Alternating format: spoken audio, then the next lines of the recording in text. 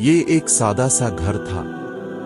کچے صحن میں لگے نیم کے درخت کے نیچے ایک بوڑھی عورت روز شام کو ایک چٹائی بچھاتی اور ایک ہی سمت میں نظریں جمائے بیٹھی رہتی اور راستہ تکتے ہوئے، شاید کسی کے لوٹ آنے کی امید میں۔ یہ اماں تھی، اور جن کا وہ راستہ تکتی تھی وہ ان کا بیٹا سلیم تھا۔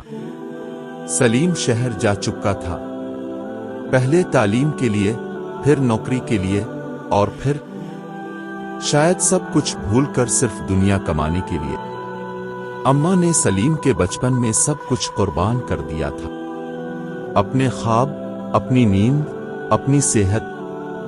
بس ایک ہی خواہش تھی، میرا بیٹا کچھ بن جائے۔ سلیم کچھ بن تو گیا، بڑا افسر، بڑی گاڑی، اچھا بینک بیلنس اور ایک مصروف زندگی۔ لیکن اس زندگی میں اماؤں کی گنجائش کم ہوتی گئی۔ شروع میں وہ ہر ہفتے فون کرتا تھا، پھر مہینے میں ایک بار، اور پھر صرف موقع ملنے پر عیدیں، رمضان، اماں کی سالگرہ، وہ سب بس کیلنڈر پر تاریخیں بن کر رہ گئیں۔ ایک دن اماں نے فون کیا، بہت کمزور آواز تھی۔ بیٹا، طبیعت کچھ ٹھیک نہیں، اگر آ سکو تو۔ سلیم نے جواب دیا، امی، اس ہفتے ایک اہم میٹنگ ہے، اگلے مہینے چھٹی لوں گا، تب آؤں گا۔ اگلا مہینہ آیا، مگر اماں نہ رہے۔ سلیم کو اطلاع ملی تو اس کے پاؤں تلے سے زمین نکل گئی۔ وہ دوڑا دوڑا گاؤں پہنچا۔ صحن میں چٹائی بچھی تھی، لیکن اس پر اماں نہیں تھی، وہاں ان کی میت پڑی تھی، سفید کفن میں لپٹی ہوئی۔ سلیم پھوٹ پھوٹ کر رونے لگا، بار بار کہتا، اماں، مجھے معاف کر دو، مجھے ایک بار بلا لیتی، ایک بار۔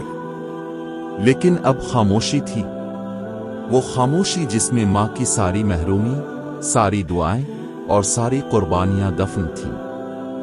کمرے میں ایک پرانا صندوق تھا جس میں اماں نے سلیم کے بچپن کی چیزیں سنبھال رکھی تھیں، اس کا پہلا اسکول بیگ، پہلا انعامی سرٹیفکیٹ، اور ایک پرانی ڈائری۔ ڈائری کے آخری صفحے پر لکھا تھا، میرا بیٹا بہت مصروف ہو گیا ہے، شاید اب مجھے اس کی دعاؤں میں جگہ بنانی ہوگی۔ مجھے شکایت نہیں، بس دعا ہے کہ وہ ہمیشہ خوش رہے۔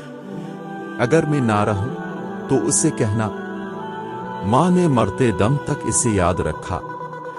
سبق: ہم دنیا میں جتنے بھی بڑے ہو جائیں، ماں کے سامنے ہمیشہ چھوٹے ہی رہتے ہیں۔ جو وقت ماں کے ساتھ گزر سکتا ہے، وہ دنیا کی سب سے قیمتی دولت ہے۔